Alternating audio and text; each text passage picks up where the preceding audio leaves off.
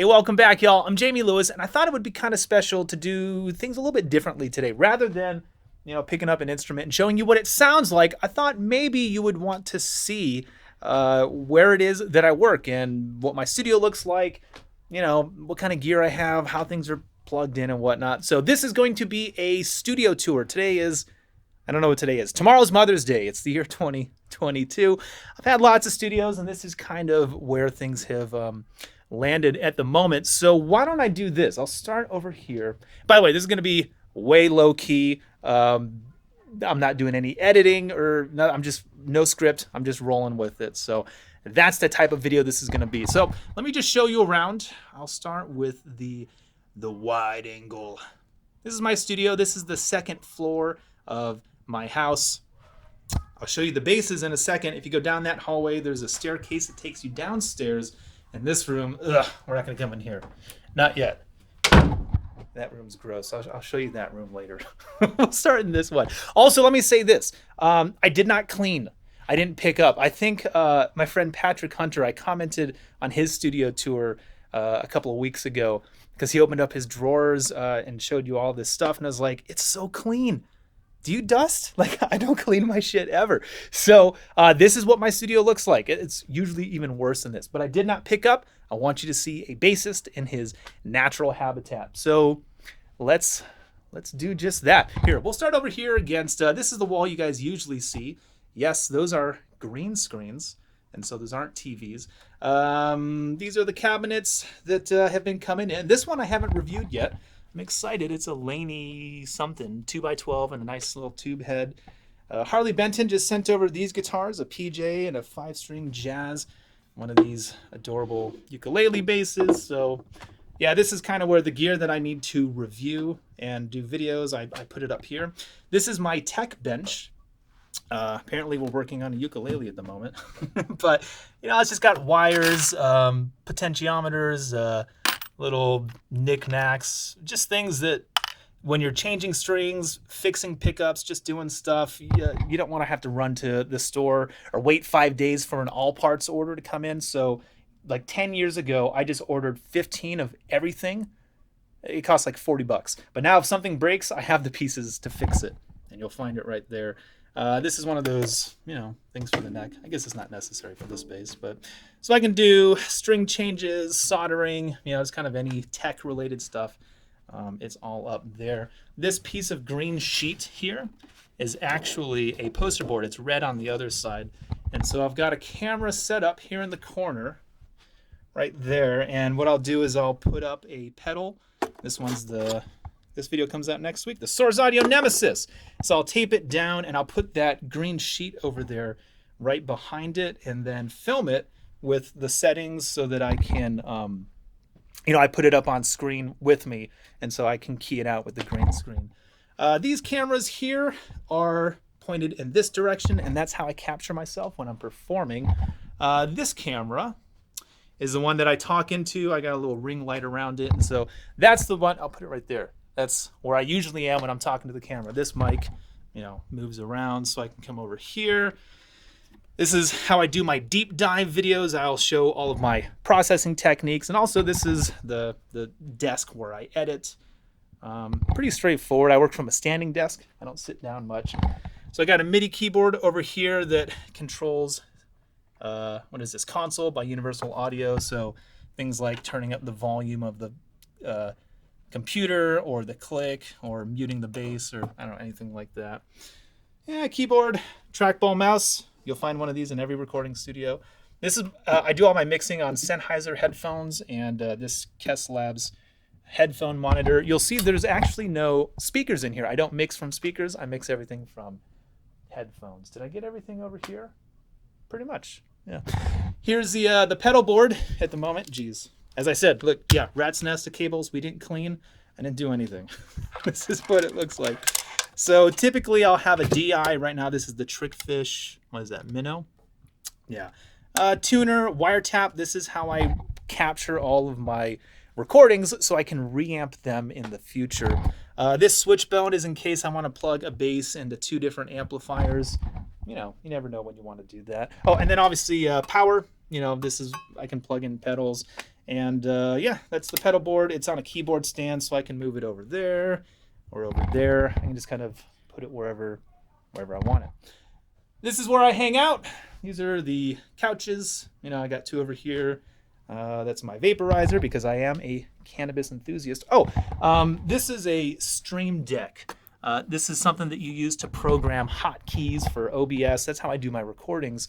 So I can switch between cameras, set them on a rotation, or just do things. And, you know, it's just easy to have something right there. This is an iPad. I use that to control Studio One because you can see there's quite a bit of distance between me and where the screen is, at least. Moving along, what do we got? Okay, well, this is just a big baffle. We got sound treatment on this wall. Eventually there'll be cabinets and keyboards and things. Yes, I'm into monsters. That was a present from my parents for my birthday last year. This is an automated robotic Freddy Krueger. He really does move.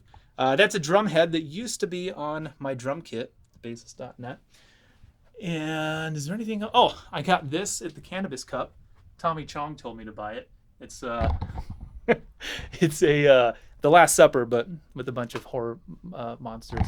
And then obviously we got bass trapping in the corners, up in the ceiling, and over there some acoustic treatment from RLX. And so this room is not soundproof, but it's really, really good. On the other side of this, we'll just come out here really quick. This is the balcony. Oh, hey, Dracula. What you doing, buddy? Hey, what you doing? What your doggy doing? That's my best friend. Yeah, this is the balcony. The Las Vegas Strip is about, I can't see my hand because it's bright as shit. But yeah, Las Vegas is only about 10 miles over there.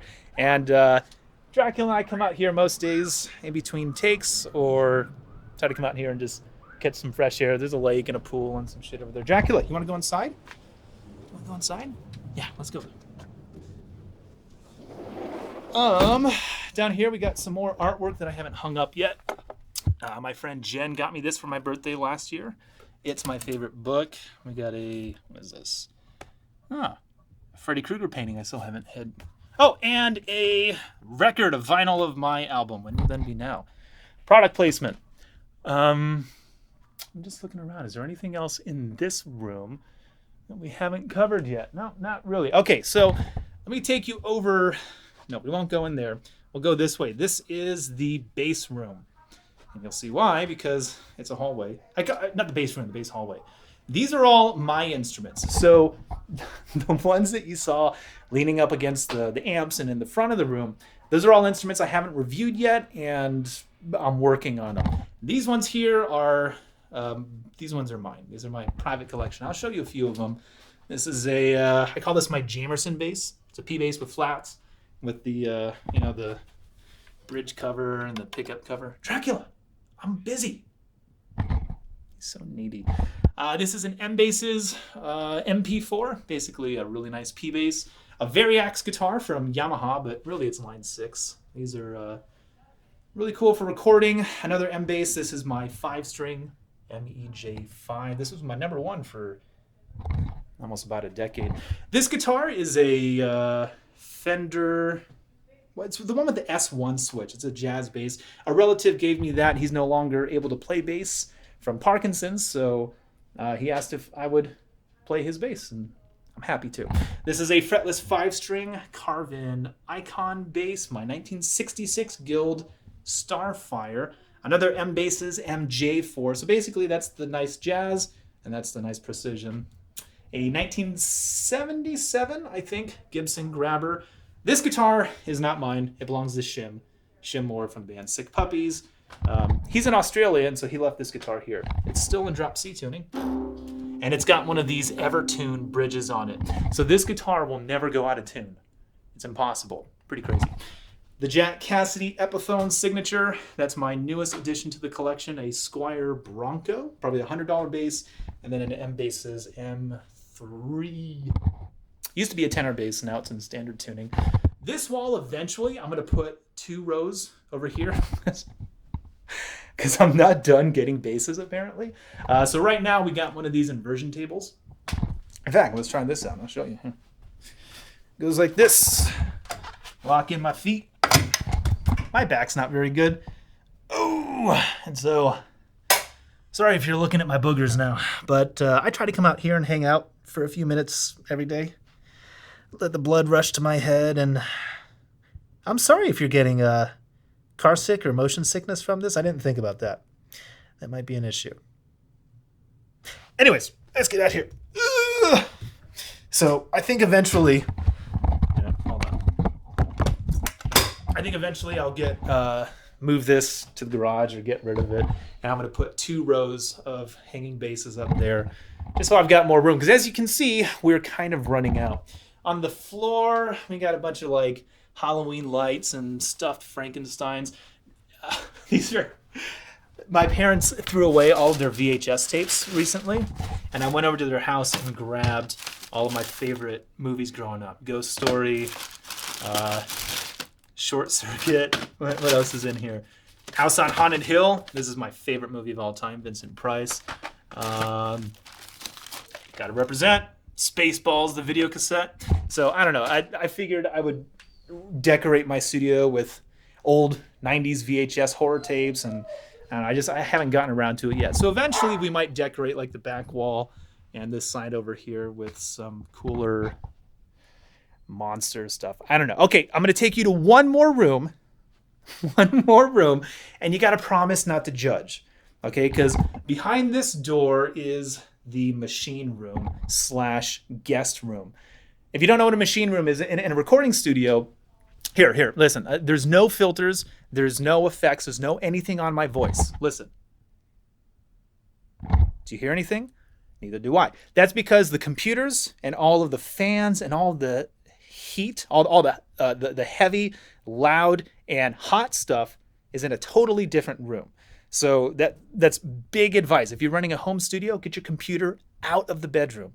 Put it in a closet, put it somewhere else, because all of that is going to get picked up, by these microphones. So that was a big, every studio I've had for the past like 6 years, I keep all of the equipment out of the room. And that's where we're going to go now. So it's messy. Please don't judge. Ew. Ew, there's stuff everywhere. It's a fucking mess, and that's just how it goes. All right, so we'll start with this. This is pedals and boxes and things I need to ship back. There's a Freddy Krueger glove in here, Source Audio, C4, Aftershock, Aguilar pedals. What's that? Alpha Omega Ultra. We got some drum mics. So I call this room the triage room. This is where I bring everything before it's ready to go into that room. So everything comes in here, and then it just sits around and waits. I haven't done this video yet. Who knows what this base is?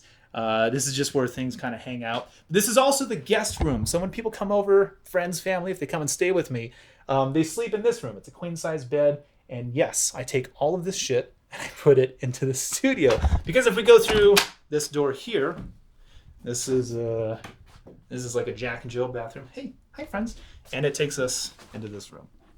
What's up, Freddie? So yeah, these 2 rooms connect with each other. So if you're wondering, Jamie, how did you convince your wife to let you turn the entire 2nd floor to your recording studio? It's because it's actually the guest room, guest bathroom sometimes.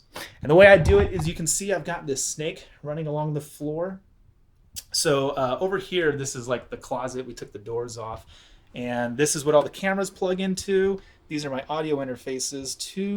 3 Universal Audio Apollos, a Twin X, an X8, and an X6. So all the channels go into there. I've got 2 more interfaces, a Line 6 and a PreSonus, like Studio 2.6, it looks like. That's for running Zoom videos, so that I can control my voice, the Zoom voice, and the computer audio separately. You need 3 different interfaces. Don't ask, but that's how I did my podcast for the past few years. A cloud lifter for the SM7, and that's pretty much it. Just a nightmare of wires. Like I said, all of this runs into the next room, and so when we have friends stay with us, I have to unplug all this shit. There's like 13 of them, and I wrap it up, and I just follow the cable over, run it through the bathroom, out there, and then this is a functioning bedroom.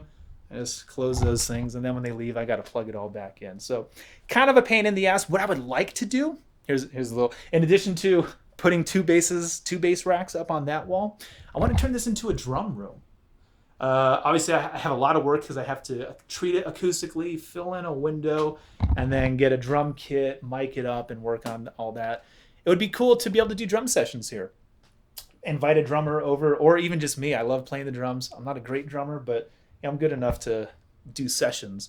But yeah, so maybe one day we'll turn this room into a drum room. But for now, it is the machine room / guest bedroom. And like I said, if we come through here, we end up right back in the studio where I'm just about always watching MASH. My favorite TV show of all time is MASH. And I pretty much only like old shit. You probably noticed that. I was probably born in the wrong era. I should have grown up in the 60s and 70s. But that's okay. Here's my studio. Thank you so much for coming in and watching. If you have any questions, drop them in the comments section.